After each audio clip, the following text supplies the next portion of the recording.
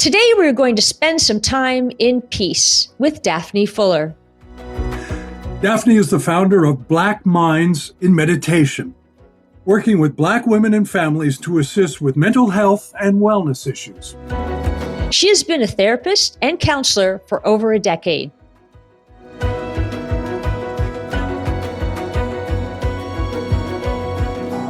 Daphne, welcome to Believe in People. Thank you for having me. Well, it's so great that you're here, and thank you for spending time with us. Daphne, you created Black Minds I'm going to say that again. Black Minds in Meditation, with a focus of it's a global platform with a product business that offers an integrative and indigenous approach to education, healing, and transformation. I hope I got that right. And you work also, it also incorporates meditation, sound, yoga, mental health practices, which is all fantastic. Can you share a little bit more about that? Yes, so thank you for asking me about it. So Black Minds of Meditation was founded in 2016. I started on my yoga journey. I started earlier on in life, but it really didn't connect with me because I didn't understand the concepts of it. So in 2016, I signed up for a yoga teacher training. And during that training, I experienced some peace that I'd never experienced before. And I experienced a connection with God that I'd never experienced before. I'm also a mental health therapist. And so at that point, it was just like mind blowing to me. Like, my people need this. And I didn't really know at the time that there were a lot of Black and brown folks that were actually practicing yoga. So that's the main reason I created it. I just wanted us to have an opportunity to know what this medicine felt like, know what this medicine is, and be able to undo some of the traumas and things that have been trapped in our bodies for so many years. When you say that you experienced something or felt something that you'd never felt before, describe that for me. What do you mean?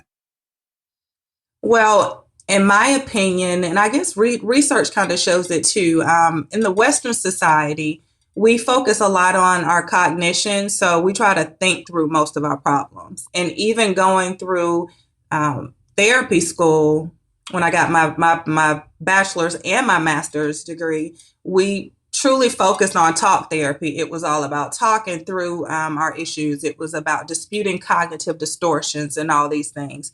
Well, when I got on my yoga mat, I didn't have to think through anything. I didn't have to talk through anything. All I had to do was go on my mat with whatever was going on in my life, and whatever was going on, by the time I got off the mat, it was either figured out, not even because I tried to figure it out. It just kind of happened. But there was this release over me that I'd never experienced before. There was a peace that I'd never experienced. And that's what I'm really interested in, Daphne. So where did that connection to God come into being for you? Like, what can you explain? Or maybe it was just this feeling that you had, but can you just dive into that a little deeper? Yeah, so connection with self, right? If we don't know where we come from and who we are, it, in my opinion, makes it difficult for us to move forward. Well, in me knowing where I came, or practicing yoga assisted me with being able to connect to nature. It assisted me with being able to connect back to some of the ancestral practices that my ancestors actually implemented in life that I really had no clue about, or that were lost over time. So just being able to be in nature, being able to take my shoes off. I'm a country girl. I'm from Georgia. So I grew up running around barefoot and having a good time. But over time, people would shun that and they would look at it like, oh my goodness, there's something wrong with it. And this is weird.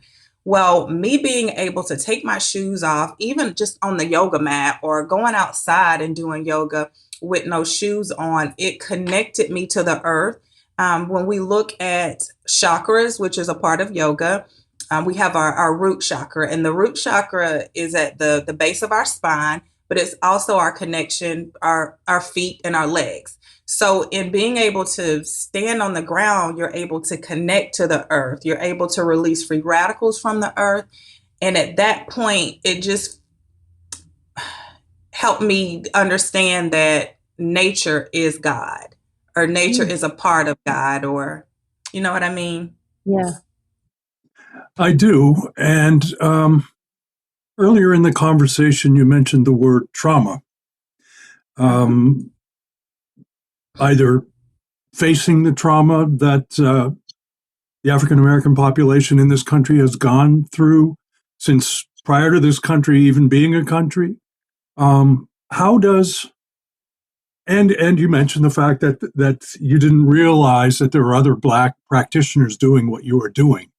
Mm-hmm. What is it? What is it about our history that you were perhaps helping cure?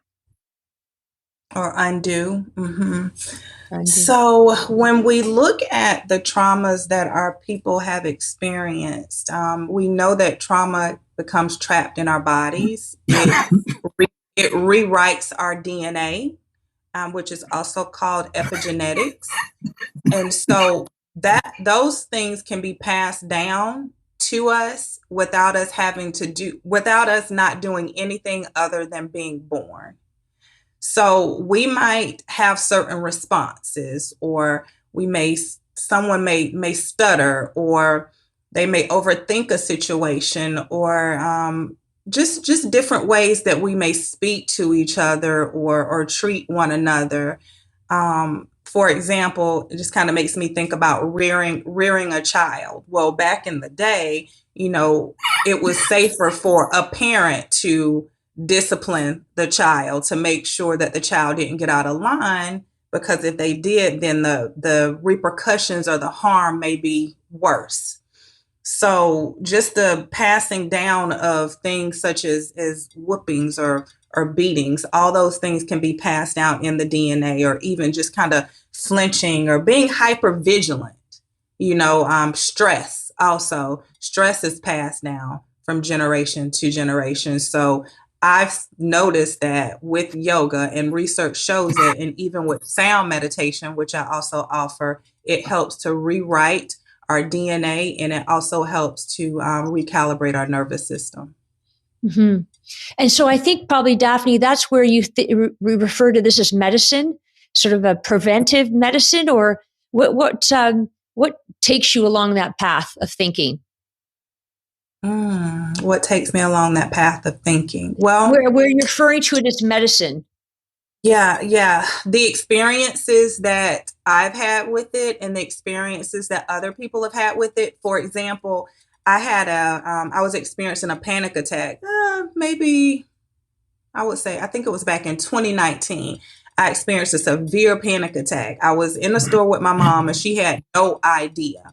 Well, I've never been prescribed with medication for a panic or anything, and it's not something that I experience on a daily basis, but I could see where some medication would have assisted that. Well, I didn't have any medication to take, nor was I trying to think of or get any. I went home and I grabbed my singing bowl, and I just started playing it. And as I began to play it, my chest began to open up, because during the panic attack, my chest was really tight and it was so much pain. I just wanted to fold over and I couldn't breathe. Well, as soon as I started playing the bowl, it just felt like the pain washed away, and my heart opened up, and my entire body just relaxed. Hmm. And to me, that is medicine. Yeah. Do you believe that people of color have a sort of a unique need for what you are um, prescribing for them with your medicinal cures? Yeah. Well, I wouldn't say that I have medicinal cures, right? I have to be very careful with that. I'm not prescribing anything either. But yeah, I definitely feel that it could be beneficial. At the same time, it needs to be trauma informed. So it's not a one size fit all. It may fit someone, but it may not fit someone else. And even with this work, and we'll call it work instead of medicine, okay? Yep. Even with this work, as I said, we have to be careful who we're offering it to. We need to make sure that we're checking their trauma history. We need to make sure that we're checking to see if there's just a whatever it is that might be going on. Because if you take someone with a very heightened nervous system and you relax it very quickly, you see that drop? Mhm. Yeah. That can be very harmful and damaging. It's like getting the bends. So That's a yeah, good, like if I good analogy. Yeah. mhm. Yeah, Mhm. if And you then, have somebody with go ahead, sorry. no, sorry, please continue that. I was just going to say, if you have somebody that's extremely hyper vigilant, that's always on go and always in a hurry and always busy, and then you take them and you slow them down and their nervous system goes from a fight or flight response to like a rest and digest, it can be very traumatic. Okay, so that really explains a lot because I have some friends that are like that. Are just wired in a very high vibration, and they just meditation and yoga just doesn't mix with them because they just can't seem to relax. I didn't know that makes sense to me. That makes so. Having said that, how do you bring people together? What does that look like for you? What kind of groups do you attract? How do you serve them? Can you just sort of explain that what you do in that way? Yes. So I have a couple platforms on Instagram and then Facebook, as well as my physical office. So this is actually my therapy practice. My therapy practice is Therapeutic Solutions and Wellness. So we provide mental health services here, but it also serves as a space for Black Minds and Meditation to have gatherings. So those gatherings, again, we do them here or we do them online. It just really depends on the needs of the people. Can I ask you, let's say these names: Trayvon Martin, Tyree Nichols, George Floyd. I could name you 100 others. Yeah. When an event like that, those, takes place in this nation, what sort of effect does it have on you? But also, what kind of effect does it have on the people who come to see you? What do they talk to you about? And obviously, you were talking about trauma earlier. I mean, people need to, you said fight or flight a minute ago. Fight or flight for people like me really isn't part of my lexicon. It's never really confronted me. I'm sure that's not the case for many of the young men and women or the parents, perhaps the mothers in particular, that you counsel. Yeah. So I believe that all of us in America at some time have experienced the fight, flight, or freeze, and it has been passed down from all of us because as we look at just kind of how the country was developed, even if you don't feel like you experience it on a day to day basis, which is I'm sure true for you. I'm sure somewhere in your DNA, there is something that has been rewritten that has trauma attached to it. In terms of the folks that I work with, it's to the point now where it's not normal, but seeing it over and over and over again, it re traumatizes, but then it also causes desensitization. Oh, yeah.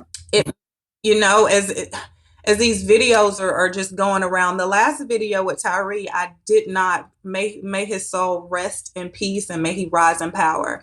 I didn't watch the video. I didn't find a need to watch the video because I know how harming and damaging watching the video can be. Even if you don't think it, once you see it, you cannot unsee it. And it just perpetuates what's been going on for so long. So it's challenging and it's difficult for people, but we're resilient. So we just, we keep moving forward and just trying to find ways so that it stops happening and ways that we can actually work through it and allow our bodies and our spirits to heal as well through the collective work that Black Minds in Meditation does and here at Therapeutic Solutions and Wellness. And then Daphne, how do you start with somebody that approaches you? How do you sort of you mentioned that you sort of gather information so you see where they're at, and then how do you take them through the process, an experience? Let's say if they've never meditated or they've never done yoga before. Mm-hmm. Yeah.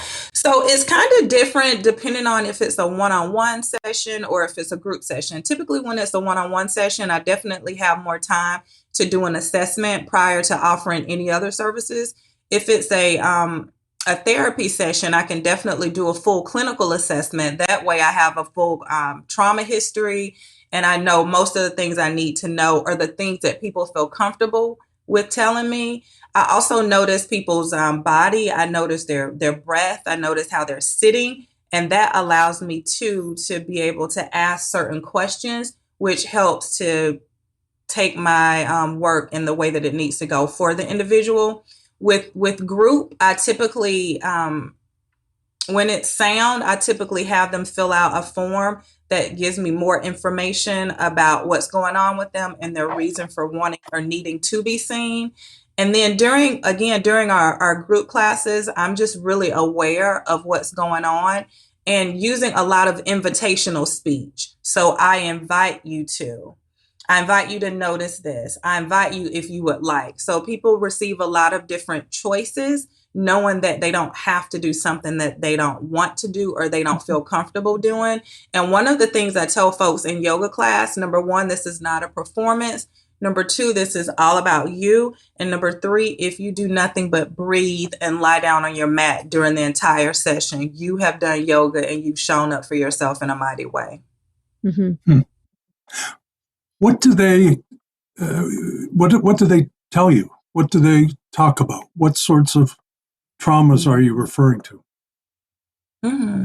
Well, we can look at childhood traumas, sexual abuse, physical abuse. The military population has tons of things that they're experiencing, wars and loss of their battle buddies, their friends, their loved ones, racial trauma. There's been quite a few here just in the past year. My office actually sits right outside, well, right downtown, so I can actually look out my window and see the market house, which was damaged during the protests for George Floyd.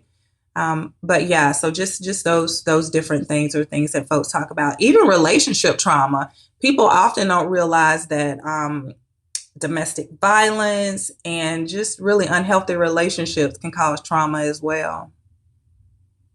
Are any of these things unique to the Black community? Yeah, that's a good question. Any of them? I believe they're unique to humankind, honestly. Yeah. I would say, as far as uniqueness, perhaps the amount of racial trauma. The racial trauma that we're experiencing is definitely unique to us here in the States, but it's definitely a global thing as well. Yeah. And Daphne, on your journey, so you found meditation. Were you fairly young when you first? You mentioned it when you first started meditating. I was somewhere around 20. I can't really pinpoint the exact time, but I just had my son and I was trying to find peace because I was depressed and I was anxious. So somewhere around then. And so did you try other things before you landed on meditation and yoga, or was that the place you sort of zoomed in on? Philippians 4:6-7, that kind of helped me, as well as just having support of friends or family. I can't really think of anything other than that. What's Philippians 4:5-7? What is that? 4:6-7. Yes. Yeah, it means do not be anxious. Oh, gosh, do not worry or be anxious of anything, but in everything give God prayer and supplication. So I used to be really anxious and really worried and overwhelmed all the time. So what I would always just tell myself, do not worry or be anxious. Do not worry or be anxious. Give God prayer and supplication. And that helped me until I got to yoga. Wow. You know, I'm sort of reticent to share some of this, but in my previous life, I have also, when we were talking about fight or flight earlier, I mean, I have been to many of those places where the fight or flight sort of mindset is right in front of you because of the fact you're either in a war zone or a riot or maybe even a flood or a hurricane or something. And I guess what you are talking about, and I want you this, I'm going to try to phrase this as a question, but I guess what you're talking about is that in some way, the physical, the breathing and the physical act of doing yoga somehow can what salve the nervousness, the PTSD that you are going through from these situations.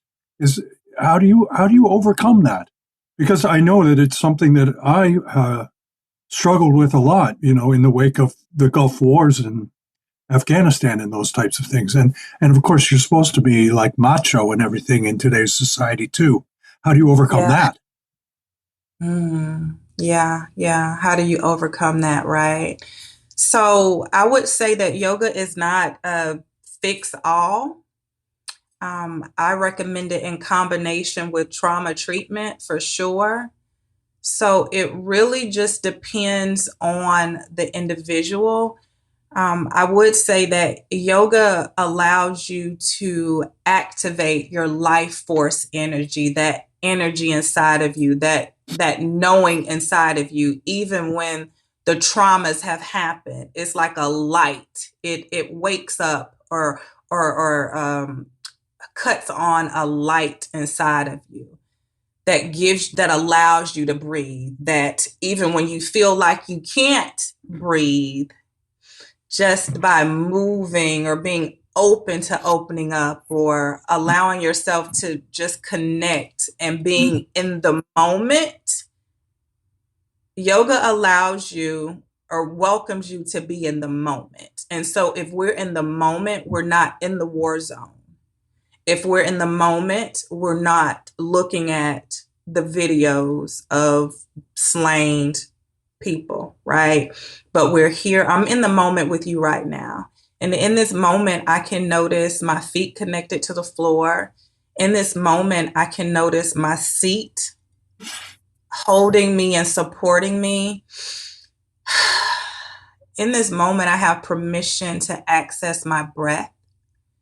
And so yoga invites us to do those things. It's not just the movements and the poses that everybody sees. It's not about a performance, but it's about giving yourself an opportunity to recognize your humanness, being able to recognize your connection with everybody, regardless of race, color, or creed. It's just about allowing yourself to be right here.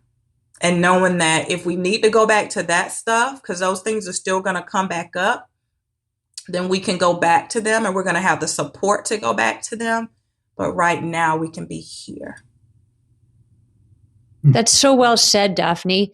And in this moment, which I was going to ask you about the brain being so busy that it's hard to capture that, but with breathing and knowing that you're in the moment, you're capable of doing. I saw that in you. So in this very moment, and we ask our guests this every week, why do you believe in people? Why do I believe in people? I believe in people because people believe in me. I believe in people because people are me and I am people.